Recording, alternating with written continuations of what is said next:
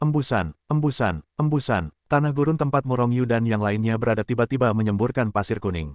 Sesaat kemudian, seekor laba-laba berkaki 16 seukuran anak sapi muncul di hadapan Murong Yu dan yang lainnya. Laba-laba biasa hanya memiliki 8 kaki, tetapi laba-laba langit memiliki 16 kaki. Dan ini bukanlah hal yang paling istimewa bagi laba-laba langit. Yang paling istimewa adalah racun laba-laba langit tidak menyembur dari mulutnya, melainkan dari 16 kakinya. Setelah laba-laba langit muncul, sepasang mata seukuran lonceng tembaga berputar-putar, menatap Murong Yu dan yang lainnya di atas langit. Melihat laba-laba langit yang seluruh tubuhnya berwarna hijau dan halus, Murong Yu tiba-tiba merasa sedikit mual.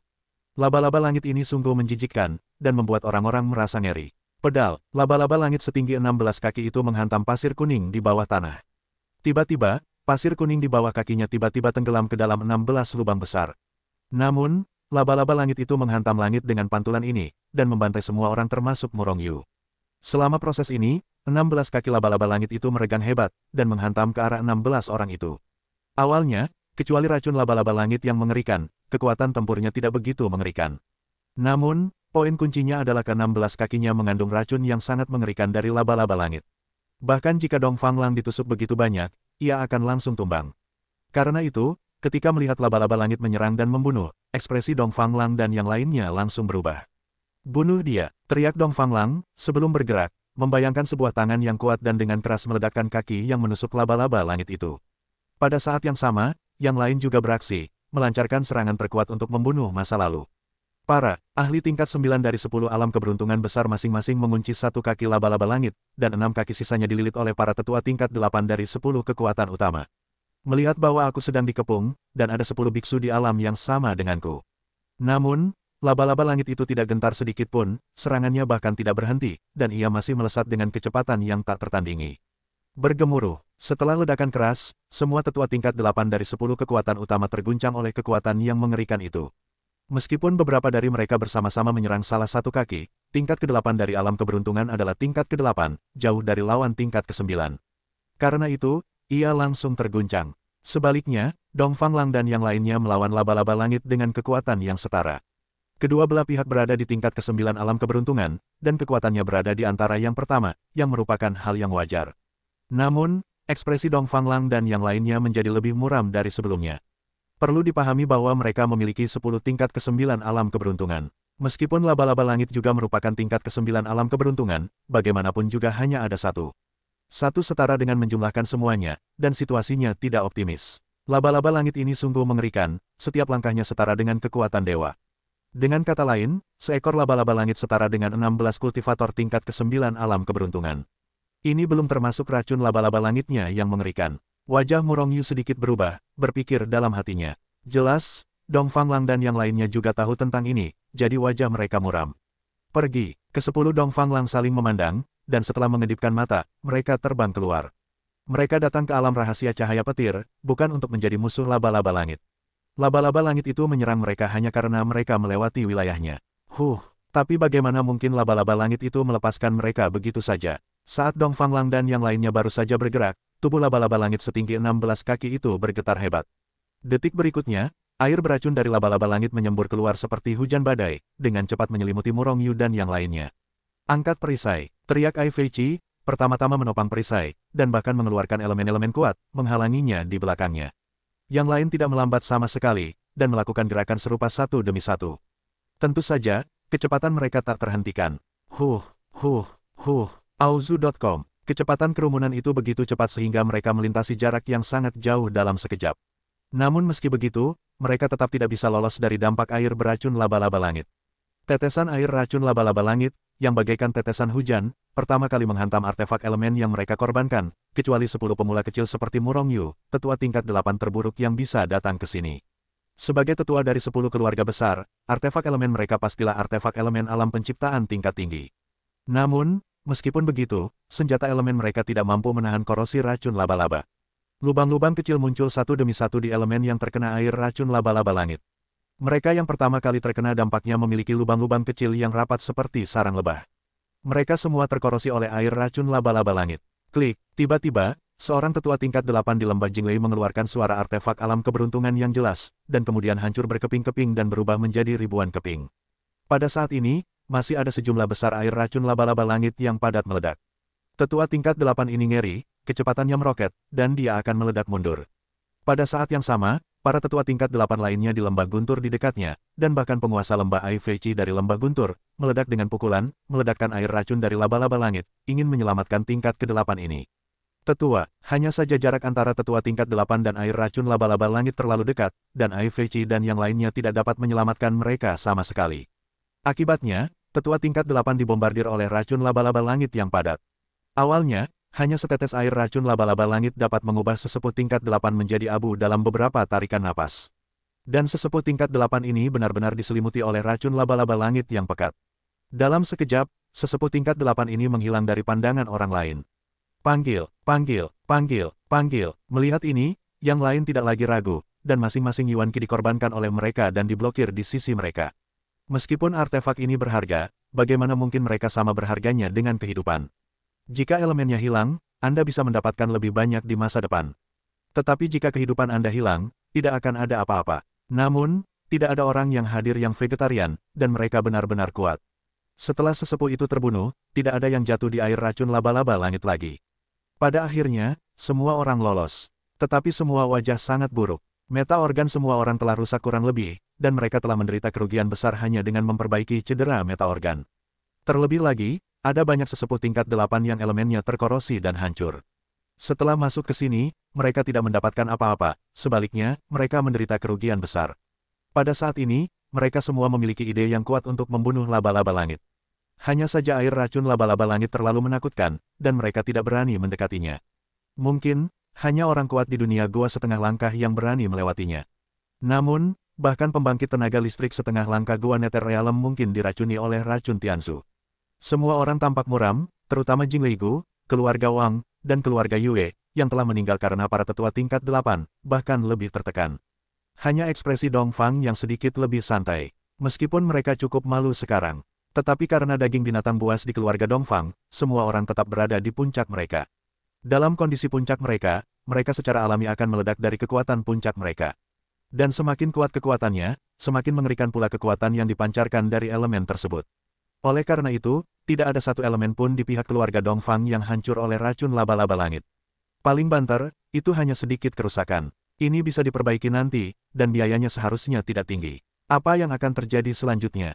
Para pengendali dari 10 kekuatan utama berkumpul, dan berkata satu persatu dengan wajah muram. Selain rasa haus yang aneh di gurun ini, ada banyak jenis binatang buas. Binatang buas biasa bukanlah apa-apa, bahkan binatang buas dari dunia gua setengah langkah pun dapat dikalahkan atau bahkan dibunuh dengan menggabungkan kekuatan mereka. Namun, binatang buas yang paling menakutkan di gurun bukanlah binatang buas dari dunia gua setengah langkah, melainkan laba-laba langit. Seekor laba-laba langit dengan kekuatan yang sama dengan mereka telah membuat mereka, kelompok besar pembangkit tenaga listrik papan atas ini hanya bisa melarikan diri dengan tergesa-gesa, yang membuat mereka merasa sangat dirugikan. Aku di sini, aku hanya bisa melanjutkan. Dongfang Lang sedikit mengernyit. Apapun yang terjadi, ia tak bisa menyerah dalam perjalanannya ke alam rahasia cahaya terang. Semakin dalam kau menyelam, semakin besar kemungkinan kau bertemu laba-laba langit. Sebelumnya hanya seekor laba-laba langit, dan jika kita bertemu beberapa sekaligus, kita takut seluruh pasukan akan musnah. Kata patriark keluarga Yue, Sen. Mendengarkan nadanya, sepertinya ia sedang mundur. Jika kita kembali seperti ini, bagaimana kita bisa berburu harta karun di alam rahasia petir di masa depan? Dan, jika kita begitu aneh, bukankah orang mati tidak mati sia-sia? Aku sarankan kita terus maju. Kita hanya perlu lebih waspada, kata Patriark Li dengan suara berat. Yang lain juga mengangguk, dan mereka semua pada dasarnya setuju untuk melanjutkan perjalanan ke alam rahasia cahaya terang. Namun, bagaimana cara melangkah maju adalah masalah pertimbangan. Maka Dongfang Lang dan yang lainnya berdiskusi di sana. Ini air racun laba-laba langit. Ketika Dongfang Lang dan yang lainnya sedang mendiskusikannya, pikiran spiritual Murong Yu telah memasuki buku Hetuluo. Di dalam kehampaan Hetuluo Shu, terdapat selusin tetesan air hujan, benda-benda hijau yang menyerupai tetesan air hujan, mengambang dengan tenang. Serangkaian aura yang sangat berbahaya terus-menerus keluar dari tetesan air hujan ini. Bahkan, Murong Yu pun menyadari bahwa kehampaan di sekitar tetesan air hujan ini terus-menerus terkikis. Ini adalah racun laba-laba langit, yang merupakan racun yang disemprotkan oleh laba-laba langit. Sebelumnya, dalam kekacauan itu, Murong Yu diam-diam mendapatkannya bersama Hetuluo Shu. Meskipun hanya ada selusin tetes air racun laba-laba langit, itu sudah cukup untuk meracuni eksistensi tertinggi di tingkat ke-9 alam ciptaan. Dengan selusin tetes air racun laba-laba langit ini, kartu truf Murong Yu ditambahkan, yang memberinya lebih banyak kepercayaan diri. Saat ini, bahkan jika bertemu Li Jiang, Murong Yu sama sekali tidak takut. Jika lawan berani menyainginya, maka Murong Yu akan langsung mengeluarkan racun laba-laba surgawi ini, dan racunnya juga akan membunuh lawan.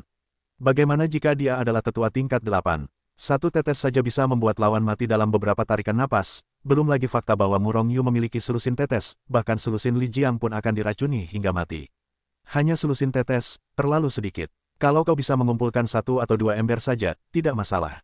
Murong Yu menggelengkan kepalanya tak berdaya, dengan raut wajah iba. Jika orang lain tahu betapa malunya Murong Yu, aku takut dia akan menamparnya, kan? Di dunia luar, setetes air racun laba-laba surgawi dari laba-laba surgawi tingkat 9 di alam keberuntungan adalah harga yang sangat tinggi, dan tetap saja tak ternilai. Lagi pula, bahkan seorang biksu pemula di alam reinkarnasi pun bisa menggunakan air racun laba-laba surgawi ini untuk mengalahkan seorang ahli gua setengah langkah. Seberapa berhargakah benda ini? Terlebih lagi, karena sifat air racun laba-laba surgawi yang beracun dan korosif, bahkan kekuatan seorang ahli gua neter setengah langkah pun tidak dapat menyegelnya, dan tidak ada yang bisa mengisinya. Oleh karena itu, meskipun kau mendapatkan benda ini tidak akan bisa diselamatkan. Namun, ini tidak akan membantu Murong Yu, sang ahli formasi. Dia hanya menggunakan lebih dari selusin botol giok untuk mengisi racun laba-laba surgawi ini. Tidak ada cara khusus, Murong Yu hanya mengatur beberapa formasi dan batasan di dalam botol giok. Dengan penekanan batasan dan formasi ini, air berbisa laba-laba langit tidak akan menguap, juga tidak akan merusak botol giok, sehingga dapat diawetkan dengan baik.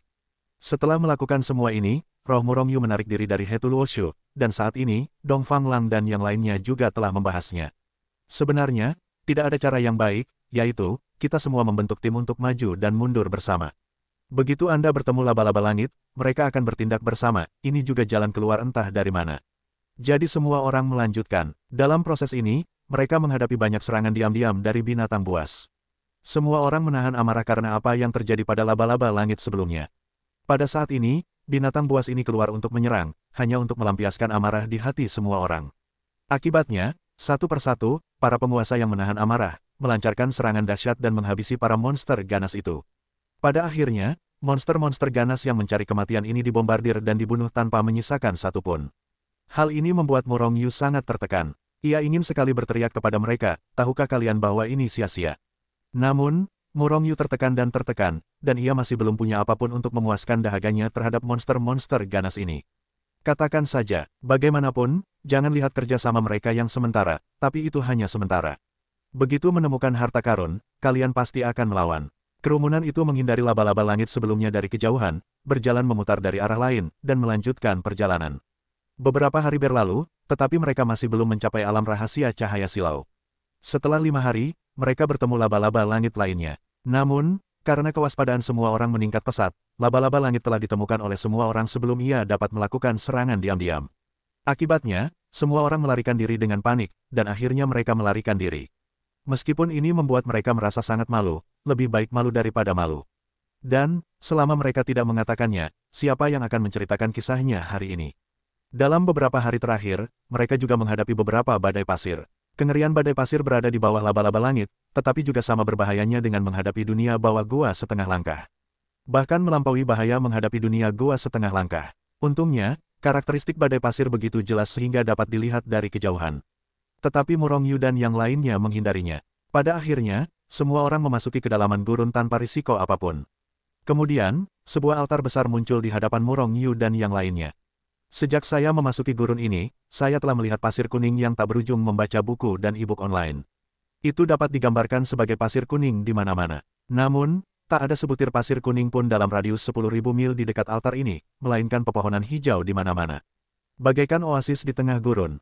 Tuan, altar ini adalah portal menuju alam rahasia cahaya api. Mari kita buka. Suara Dong Fanglang terngiang di telinga Murong Yu, lalu ia melangkah keluar dan berjalan menuju altar. Pada saat yang sama, para pengendali dari 9 kekuatan lainnya juga telah bergerak menuju altar. Terdapat 10 lubang besar di altar. Dong Fanglang dan yang lainnya masing-masing masuk ke dalam lubang, lalu dengan cepat mengambil sejumlah besar yuanjing dari harta karun ruang angkasa dan kehilangannya di lubang itu. Membuka altar semudah itu, Anda hanya perlu memasukkan kristal secukupnya. Tak lama kemudian, altar memancarkan cahaya yang membumbung tinggi. Bergemuruh, bumi bergetar sesaat, dan sebuah kekuatan misterius yang tak dapat dijelaskan muncul dari altar. Kemarilah, kata Dong Fanglang dengan suara berat. Segera, Murong Yu dan yang lainnya bergegas masuk ke altar. Setelah Murong Yu dan yang lainnya naik, cahaya dari altar telah menyelimuti seluruh altar. Saat itu, pemandangan di depannya berubah. Setelah tubuhnya melayang sejenak, sesaat kemudian, ia sudah berada di tanah lagi. Oke, Auzu.com. Murong Yu melihat sekeliling dan menyadari bahwa tempat yang ia tuju tampak seperti sebuah kota. Sebuah kota besar yang sangat bobrok. Seperti yang Anda lihat, setiap bangunan runtuh dan hancur. Namun, di lokasi yang mirip dengan pusat kota, terdapat sebuah patung besar yang menjulang tinggi di atas awan. Inikah alam rahasia cahaya terang? Murong Yu juga menunggu Dong Fanglang dan yang lainnya sambil mengamati lingkungan sekitarnya. Namun, setelah menunggu beberapa saat, ia tidak melihat Dong Fanglang dan yang lainnya muncul. Selain dirinya, tidak ada orang lain di dekatnya. Mau tak mau, Murong Yu merasa sedikit muram. Situasi ini sangat tidak menguntungkan baginya. Jika ia bertemu dengan para tetua tingkat 8 dari kekuatan lain terlebih dahulu, atau sekadar menjadi pengendali mereka, orang-orang itu pasti akan menamparnya sampai mati. Ternyata itu adalah Murong Yu sendiri, dan ia sendiri agak takut pada orang jahat seperti itu. Setelah menunggu beberapa saat, tidak ada seorang pun yang muncul, jadi Murong Yu tidak berencana untuk menunggu lebih lama lagi, melainkan memilih untuk maju. Alam rahasia cahaya terang, sebelum hancur, seharusnya merupakan kota yang besar dan makmur. Hal ini terlihat dari skala kotanya. Terlebih lagi, Murong Yu menemukan bahwa bahkan kota bintang matahari pun tidak memiliki skala sebesar itu. Mungkinkah kota itu melampaui level sekte matahari sebelum runtuh? Namun, bagaimana mungkin keberadaan sekuat itu lenyap dalam semalam? Murong Yu memasuki beberapa ruangan dengan santai dan mengamatinya. Kecuali orang-orang yang menghilang begitu saja di ruangan-ruangan ini, perabotan di dalamnya masih utuh. Tentu saja, banyak benda yang telah hancur terkikis waktu. Ketika angin bertiup, semua benda ini akan berubah menjadi debu. Kalau begitu, apalagi yang belum berubah menjadi debu? Tidak ada yang tahu sudah berapa lama kota bobrok ini berdiri. Setelah beberapa saat, Murong Yu tiba di depan sebuah bangunan bobrok yang sangat mewah, lalu ia masuk. Ini pasti markas suatu kekuatan, kata Murong Yu dengan yakin setelah berjalan beberapa langkah. Karena ia melihat beberapa tempat latihan bela diri, ruang rahasia latihan, dan sebagainya. Ia bahkan melihat beberapa gudang pil, gudang Yuanqi, gudang harta karun surga, materi, dan bumi. Sayang sekali obat-obatan dan harta karun surga, materi, dan bumi itu semuanya telah berubah menjadi debu oleh waktu. Namun, Murong Yu masih memiliki beberapa keuntungan. Ia memperoleh beberapa elemen tingkat keberuntungan. Salah satunya adalah artefak alam tingkat tinggi. Panen ini sudah sangat melimpah bagi kebanyakan orang. Sepertinya pasukan ini hanyalah pasukan biasa di kota bobrok ini. Tapi pasukan biasa punya kreasi tingkat tinggi. Kalau itu pasukan tingkat tinggi di kota ini, apa gunanya? Hati Murong Yu tergerak, meskipun ada sedikit kegembiraan. Jika dia bisa mendapatkan sejumlah besar alat dasar alam keberuntungan tingkat tinggi atau bahkan alat dasar alam gua bawah, kekuatannya pasti bisa meningkat dengan cepat. Bukannya mustahil untuk menembus alam keberuntungan dalam sekali tebas. Pasukan ini mungkin meninggalkan warisan atau keterampilan tempur mereka. Murong Yu terus mencari di sana, dan tak lama kemudian ia menemukan ruangan yang mirip perpustakaan. Boom! Tepat ketika Murong Yu hendak memasuki perpustakaan buku ini, sebuah langkah kaki datang dari tak jauh. Sesosok muncul di sudut seberang. Melihat pengunjung itu, Murong Yu terkejut, lalu tersenyum lebar. Reaksinya hampir sama persis dengan reaksi Murong Yu. Setelah melihat Murong Yu, pihak lain tertegun, tetapi kemudian ia menunjukkan ekspresi yang sangat kesal, seolah tak sabar untuk melahap mentah-mentah Murong Yu. Di antara 10 kekuatan teratas, hanya Jing Leigu dan Murong Yu yang memiliki kebencian yang tak terelakkan. Tentu saja, Ai Xinghua lah yang memiliki kebencian langsung terhadap Murong Yu. Di bawah perhitungan rahasia Murong Yu, kekuatan tempur Ai Xinghua saat ini sudah setara dengan alam Yu Guang tingkat 9 biasa, dan masih terus menurun. Murong Yu, dasar bajingan kecil, aku akan membunuhmu. Ai Xinghua tersipu, meraung marah, dan langsung menyerang ke arah Murong Yu. Sebagai orang yang terlibat, ia tentu tahu bahwa nasibnya sepenuhnya adalah jasa dari Murong Yu.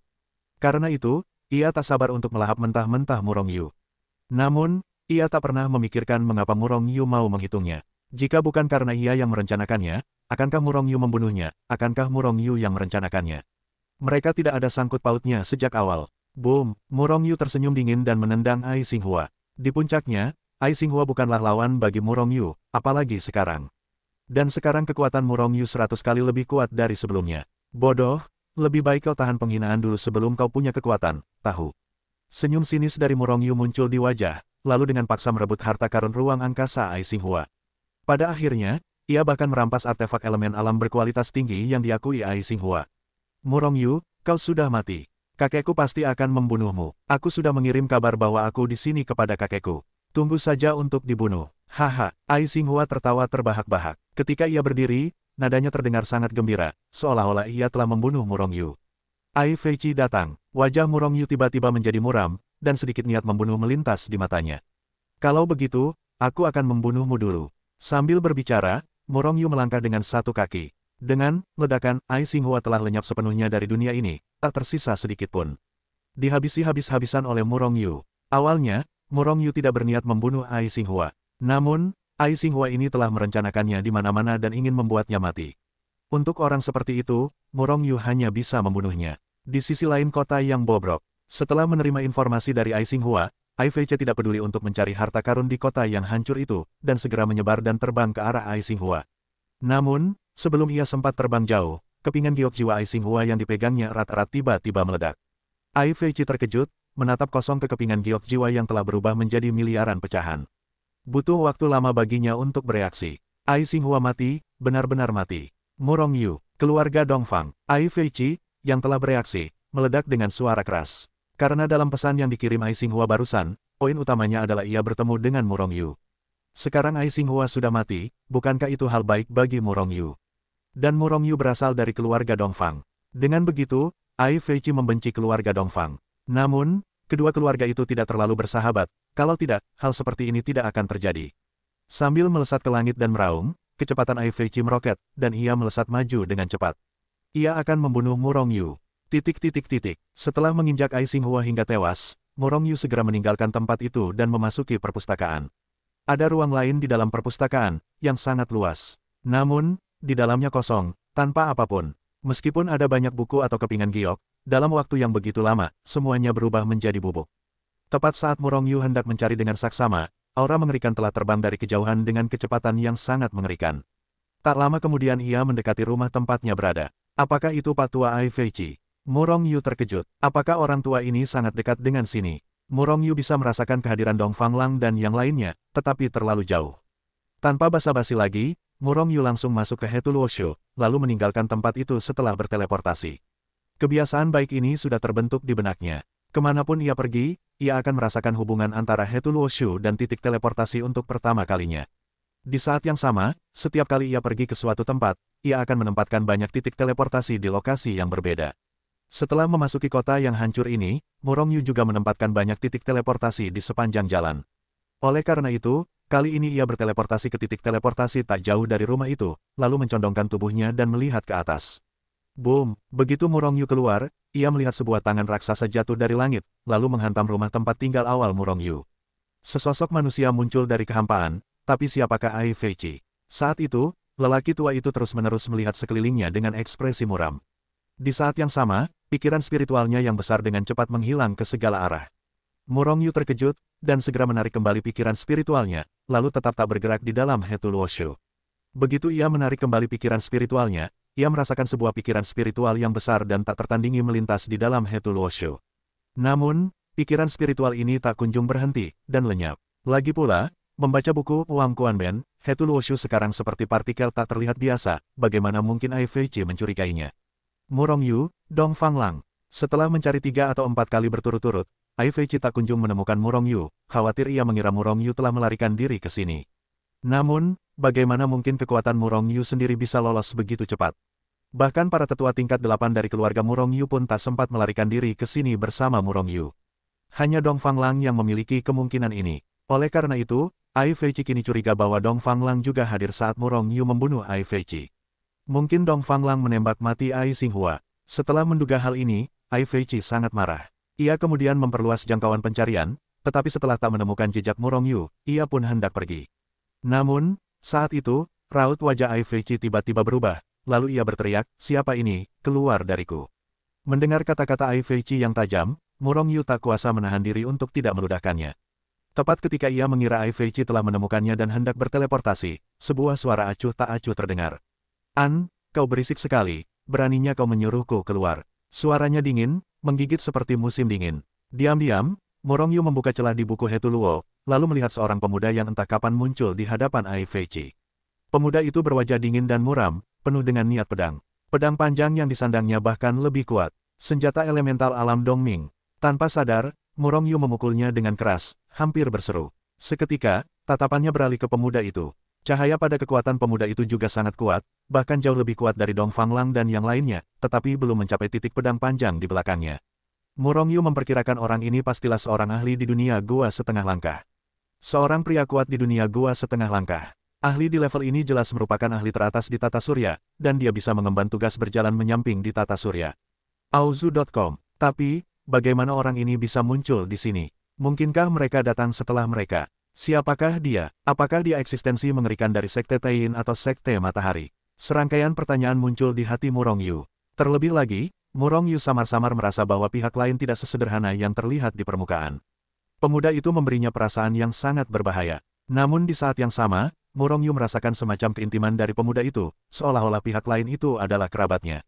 Berbahaya dan baik hati, bagaimana situasinya? Siapa yang mulia? Mengapa Anda memata-matai saya di sini? Ai Feiqi jelas juga tahu kekuatan pihak lain, dan segera merendahkan posturnya sedikit. Idiot, pemuda itu melirik Ai Feiqi dengan jijik. Ai Feiqi sangat marah. Dia adalah penguasa 10 kekuatan, eksistensi tertinggi dari alam keberuntungan tingkat 9.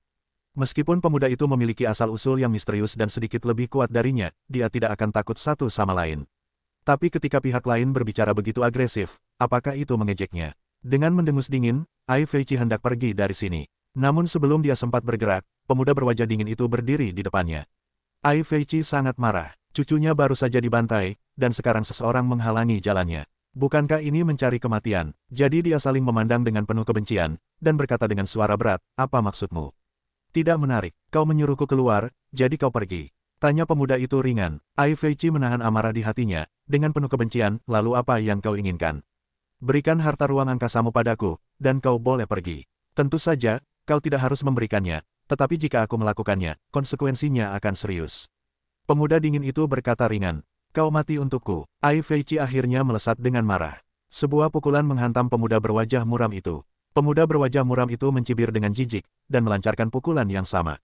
Boom! Setelah ledakan keras, Ai Feiqi terlempar keluar. Namun pemuda berwajah muram itu berdiri tak bergerak. Duduk, penguasa bermartabat dari 10 kekuatan, eksistensi tertinggi dari tingkat ke-9 keberuntungan, bukankah tempat bagi pemuda dingin itu untuk menggunakannya? Dalam hal ini, Murong Yu sudah tahu hasilnya. Jadi saya tidak terkejut. Namun, Ai Feiqi yang marah menjadi tenang. Setengah langkah ke dunia bawah. Ai Feiqi menatap pemuda berwajah muram itu dengan kaget di hatinya. Namun dalam prosesnya, ia telah mengorbankan senjata dasar yang kuat. Bagaimana jika lawan berada di dunia gua setengah langkah? Kalau kamu mau harta karun luar angkasamu sendiri, ayo. Pemuda berwajah muram itu menggelengkan kepalanya tanpa daya, semut-semut bodoh, apa kau pikir ini lawanku?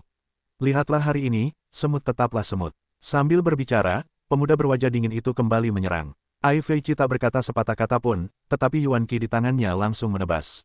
Boom! Setelah suara keras itu, Ai Feiqi sekali lagi terguncang. Namun kali ini jauh lebih parah daripada sebelumnya. Di udara, ia terciprat darah dengan keras, dan ia terluka parah. Hah, hah. Di mata Murong Yu yang tertegun, Ai Feiqi belum berdiri tegak, lalu si melebarkan tubuhnya, berlari lurus ke belakang dan dengan cepat melarikan diri.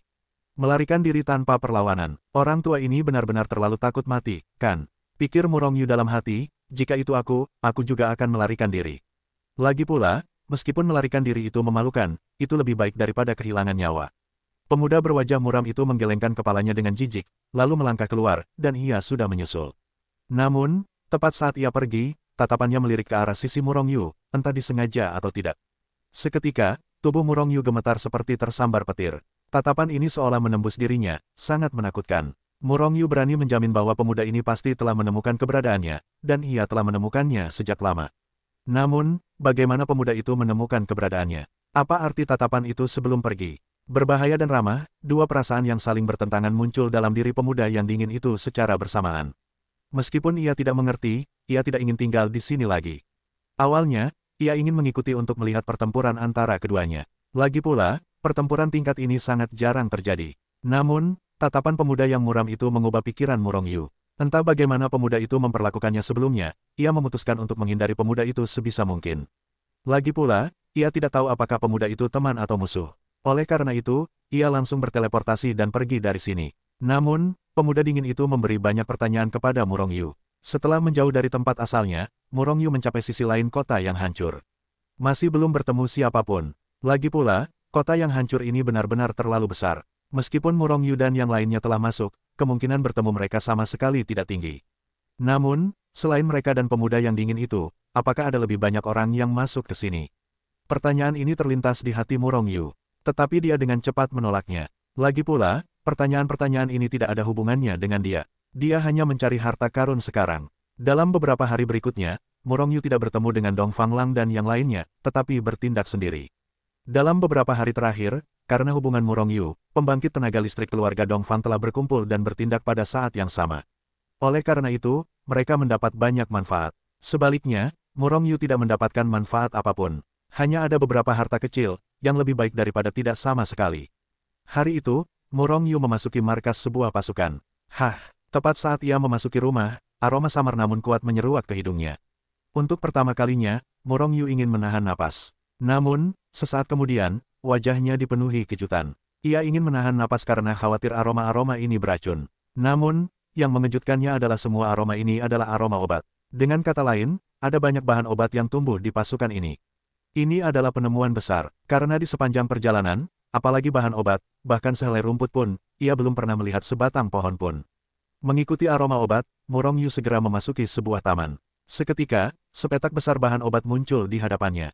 Petak-petak yang rapi itu tampak di depan mata, dipenuhi ribuan tanaman. Dan setiap petak kecil ladang obat dipenuhi dengan berbagai macam bahan obat yang subur. Semburan aroma pil yang kuat dan tak tertandingi terpancar dari ladang-ladang obat ini. Murong Yu menemukan bahwa di antara bahan-bahan obat ini, tak sedikit pula bahan obat yang melampaui alam keberuntungan. Terlebih lagi, usia setiap bahan obat sangat panjang. Tentu saja, ada juga banyak bahan obat yang usianya kurang.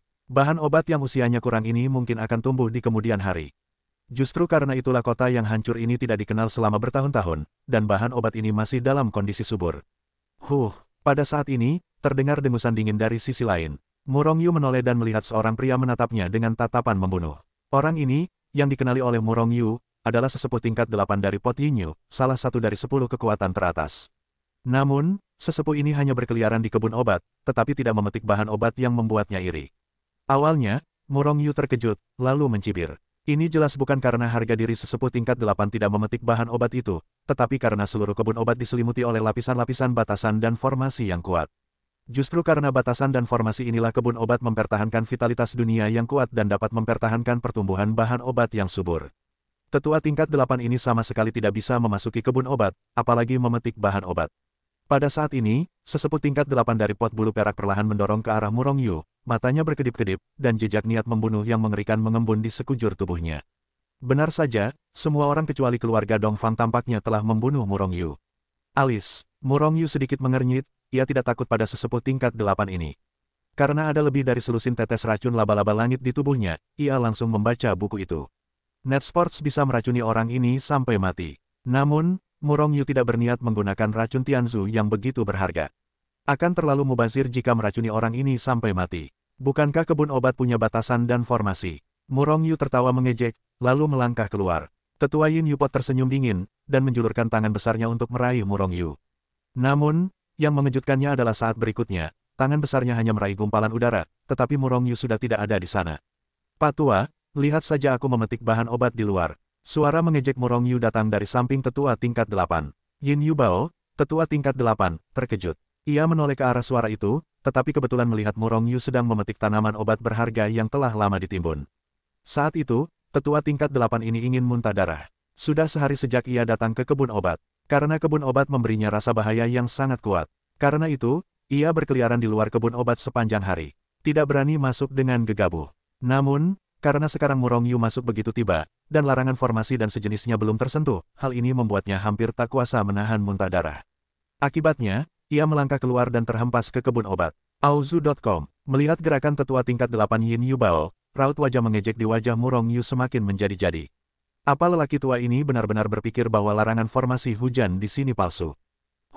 Saat Murong Yu mengejek lawannya, tetua tingkat 8 di Yin Yu Pot sudah terbelah dua. Murong Yu bahkan melihat jiwa lawannya terbelah dua, dan lawannya telah dipenggal tanpa sempat bereaksi. Murong Yu juga terkejut, karena ia tidak tahu apa yang sedang terjadi. Mungkinkah tetua tingkat 8 yang bermartabat, eksistensi super dari alam keberuntungan tingkat 8, mati begitu saja? Namun, meskipun Murong Yu tidak tahu bagaimana lawannya dipenggal, ia yakin itu pasti karena larangan dan formasi dari taman obat terlarang. Formasi dan larangan ini sebenarnya memiliki kekuatan yang begitu mengerikan. Jika bisa dipelajari secara menyeluruh dan digunakan untuk kepentingan pribadi, bukankah itu akan sangat berbahaya? Membunuh tetua tingkat 8 semudah membunuh ayam dan anjing. Namun, Murong Yu segera menggelengkan kepala dan membantah gagasan ini. Formasi dan belenggu ini terlalu rumit, dan apakah ia bisa memahaminya dengan kemampuannya saat ini masih menjadi masalah. Bahkan jika ia bisa memahaminya, saya khawatir itu akan membutuhkan waktu yang sangat lama. Sekarang kita masih memetik bahan obat terlebih dahulu. Maka, Murong Yu mulai memetik dengan liar. Namun, ia tidak menangkap semua bahan obat ini sekaligus, melainkan hanya memetik bahan obat yang sudah tua. Lagi pula, bahan obat yang kurang tua pun tidak memuaskan meskipun digunakan untuk alkimia. Selama bahan obat ini ditanam di sini, bukankah lebih baik memetiknya nanti? Dengan kekuatan dan kemampuan Murong Yu, datang ke sini di masa depan sangatlah mudah. Meskipun Murong Yu mempercepat pemetikan bahan obatnya, kebun obat itu masih terlalu besar. Ia baru memetik separuh waktu, dan seseorang datang lagi. Dan kali ini, bukan hanya satu atau dua orang yang datang ke sini, melainkan sekelompok besar. Kecuali keluarga Dongfang, beberapa orang dari 9 kekuatan besar lainnya datang. 20 atau lebih tetua tingkat 8 semuanya menyaksikan Murong Yu dengan gembira memetik bahan obat. Pada saat yang sama, mereka juga melihat mayat tetua tingkat 8 di dalam ketel Yinyu yang terbelah dua. Mereka tentu tidak akan curiga bahwa tetua tingkat 8 ini dibunuh oleh Murong Yu dengan satu pisau. Karena Murong Yu jelas tidak memiliki kekuatan itu. Tapi sekarang masalahnya datang. Jika bukan Murong Yu yang membunuhnya, formasilah yang membunuh Yin Yu Bao, tetua tingkat 8. Tapi mengapa Murong Yu tidak dibacok sampai mati? Banyak tetua tingkat 8 saling memandang, masing-masing dengan ekspresi menyakitkan namun ragu-ragu. Karena mereka semua merasa bahwa larangan dan pembentukan kebun obat itu ada, karena membuat mereka merasa berbahaya. Dan penyebab rasa sakit mereka adalah karena mereka melihat Murong Yu memasukkan banyak bahan obat berharga ke dalam tas mereka. Ini awalnya adalah bagian mereka. Sekarang mereka semua telah menjadi milik Murong Yu, bagaimana mungkin kita tidak membiarkan mereka terluka? Semua orang melihatnya sebentar, dan melihat bahwa banyak bahan obat terus-menerus diambil oleh Murong Yu, dan mereka akhirnya tidak bisa duduk diam. Jika ini terus berlanjut, mereka tidak akan mendapatkan apa-apa. Tentu saja, mereka bisa menunggu sampai Murong Yu keluar dari sana, dan kemudian merebutnya dari Murong Yu. Tetapi karena jumlah mereka begitu banyak, mereka pasti akan bertarung saat itu, dan pasti ada seseorang yang belum mendapatkan apa-apa. Dan jika mereka memasuki kebun obat, mereka akan mendapatkan sesuatu. Akibatnya, satu persatu tetua tingkat 8 mengorbankan artefak dasar mereka, meletakkannya di atas kepala mereka, dan kemudian masuk. Dua tetua tingkat 8 dari Istana Bajingan dan Istana Tianxian adalah yang pertama bergegas masuk ke kebun obat. Namun, saat mereka melangkah masuk, energi di atas kepala mereka tiba-tiba terbelah dua. Tiba-tiba, keduanya terkejut dan mundur tanpa ragu. Namun, sudah terlambat. Puff. Setelah dua suara teredam, mereka berdua seperti tetua tingkat 8 dari ketel Yinyu, terbelah dua, dan mereka yang mati tak bisa lagi mati. Desis. Para tetua tingkat 8 yang belum masuk dan hendak masuk itu tak kuasa menahan napas, dengan ekspresi ngeri. Mereka pun mundur jauh. Ini sungguh mengerikan. Murong Yu menoleh dan mendapati para tetua tingkat 8 itu begitu ketakutan hingga keringat dingin mengucur di dahi mereka. Namun, alis Murong Yu sedikit mengernyit. Sebenarnya, meskipun ia telah memetik bahan obat, ia selalu mengamati perubahan formasi. Ketika dua tetua tingkat 8 dari Istana Tianxian dan Tiran Jingdian bergegas masuk, ia menatapnya dengan sekuat tenaga. Kali ini ia akhirnya melihat bahwa kedua tetua tingkat 8 itu telah dibacok sampai mati. Dua pedang panjang ketiadaan. Karena itu pedang panjang, mengapa ia tidak ada? Karena transparan dan tidak memiliki substansi. Sebenarnya, itu seperti bayangan. Proyeksi. Murong Yu pernah menghadapi situasi ini sebelumnya, dan bahkan ia telah mengendalikan susunan yang dapat diproyeksikan. Dua pedang panjang yang membunuh orang di kebun obat itu jelas merupakan proyeksi dari formasi tertentu. Jika ingin menghancurkan proyeksi ini, formasinya harus dihancurkan, tetapi Murong Yu tidak menemukan formasi sebenarnya dari proyeksi ini. Bahkan jasad Murong Yu pun tidak ditemukan di dalam formasi dan belenggu, apalagi para tetua tingkat 8 yang ketakutan hingga berkeringat dingin di luar formasi. Mereka bahkan tidak menemukan apa yang membunuh kedua tetua tingkat 8 itu. Menurut perkiraannya, proyeksi susunan ini pasti dapat membunuh tetua tingkat 8 manapun yang menerobos masuk ke dalam kebun obat.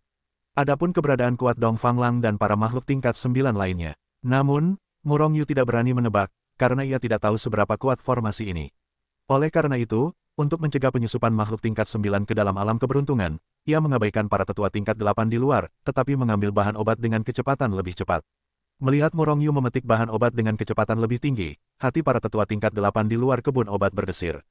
Kalian harus memanggil kepala Ola. Beberapa tetua tingkat 8 di Istana Tiran membahasnya, lalu mengirim pesan.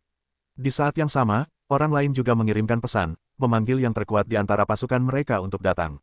Untuk adegan ini, Murong Yu tentu saja tahu betul. Jadi, kecepatannya kembali meningkat. Pada akhirnya, ia bahkan berubah menjadi inkarnasi dari ribuan kekuatan, dan memetik bahan obat bersama-sama. Dengan usaha keras Murong Yu, tak butuh waktu lama baginya untuk akhirnya memetik bahan obat tua dari seluruh kebun obat. Pada saat ini, para penguasa dari pasukan utama tidak muncul. Murong Yu menghela napas lega, sekarang meskipun para penguasa itu ada di sini, ia tidak takut lagi. Karena ia bisa pergi, bahkan mereka yang berada di alam keberuntungan tingkat 9 pun tidak dapat membantunya. Tapi sekarang, Murong Yu dihadapkan pada bagaimana caranya keluar dari sini.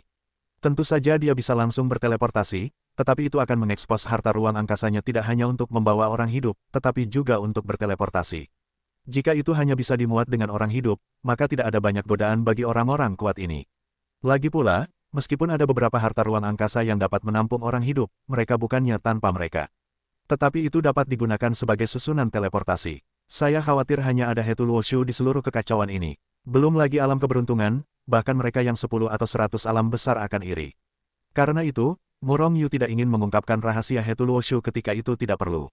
Namun, jika dia tidak berteleportasi langsung, bagaimana dia bisa pergi dari sini? Begitu muncul, para tetua tingkat 8 itu pasti akan segera mengendalikannya.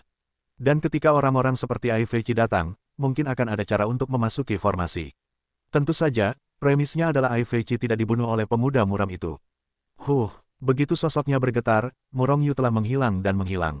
Anak ini telah memasuki harta karun ruang angkasa, apa dia tidak ingin bertarung dengan kita? Para tetua tingkat 8 di luar berpikir seperti ini untuk pertama kalinya. Di antara bahan obat yang dikumpulkan oleh Murong Yu terdapat bahan obat berharga dari tingkat gua dan dunia bawah. Bahan obat tingkat ini memiliki efek yang besar bagi mereka, dan cukup baik bagi mereka untuk menerobos ke alam yang lebih tinggi. Jika Murong Yu merasa mereka telah kelelahan, maka perkiraannya salah. Para tetua tingkat 8 ini pasti akan menunggu di luar formasi, menunggu kemunculan Murong Yu. Bagi mereka, waktu bukanlah masalah sama sekali. Haha, apa kau tidak penasaran kenapa aku bisa masuk ke sini? Itu karena aku sudah menguasai trik untuk masuk dan keluar dari formasi ini. Aku lupa memberitahumu bahwa formasi ini memiliki kemampuan teleportasi. Kau akan tetap di luar. Tunggu, Tuan Muda akan teleportasi dan pergi. Tawa keras Murong Yu terdengar dari kebun obat, membuat banyak tetua tingkat 8 tampak tak terkendali. Kalau begitu, apa gunanya menunggu di sini? Namun, apakah formasi kebun obat benar-benar memiliki fungsi teleportasi? Dalam hal ini, mereka juga ragu. Akibatnya, tidak ada yang pergi, tetapi terus menjaga di luar. Namun, tidak ada kabar dari Murong Yu. Jadi, apakah Murong Yu sudah pergi? Jawabannya tentu saja ya. Murong Yu tidak perlu membaca buku sama sekali, kemampuan teleportasi beberapa formasi bisa langsung pergi. Namun, ketika dia mengatakan itu, tentu saja itu bukan motif sementara, melainkan ide itu sudah ada sejak lama. Lagi pula, orang-orang itu tidak bisa masuk, mereka tidak bisa mengendalikan formasi itu, dan tidak tahu apakah formasi itu memiliki kemampuan teleportasi. Tak lama kemudian, para pengendali dari 9 kekuatan besar tiba satu demi satu. Mendengar hal ini, wajah ke-9 pengendali itu langsung muram. Kekayaan bahan obat yang dipetik oleh Murong Yu saja sudah melampaui nilai seluruh kekuatan mereka. Lagi pula, kekayaan mereka mungkin tidak sebanding dengan bahan obat dari tingkat gua dan dunia bawah. Terlebih lagi, bahan obat yang diperoleh Murong Yu bukan hanya 1 atau 2, melainkan banyak sekali. Bahkan bisa dibilang jumlahnya banyak. Jika Murong Yu masih di sini, dia pasti akan terkejut. Karena Ai Feiqi belum dibunuh oleh pemuda dingin di alam gua setengah langkah. Orang tua ini masih memiliki sedikit kekuatan. Namun, orang ini pucat pasi saat ini, dan matanya agak sayu, karena takut dia sudah terluka parah. Lagi pula, pemuda berwajah muram itu adalah eksistensi yang mengerikan di dunia gua setengah langkah. Jika Ai Feiqi tidak membayar harga tertentu, bagaimana dia bisa lolos? Ai Feiqi dan yang lainnya juga meragukan kata-kata Murong Yu tentang teleportasi. Dan mereka juga cukup penasaran dengan formasi dan larangan kebun obat ini. Oleh karena itu, Master Sekte Chili, salah satu dari 10 kekuatan teratas, dan eksistensi kuat dari peringkat ke-9 alam keberuntungan menyarankan agar semua orang menerobos formasi ini. Lagi pula, jika para tetua tingkat 8 tidak bisa melewatinya, itu tidak berarti mereka tidak bisa melewatinya. Setelah bersiap-siap, Master Sekte Klan Chili memimpin dan bergegas menuju formasi. Dia baru saja melangkah ke kebun obat dan telah memicu formasi itu.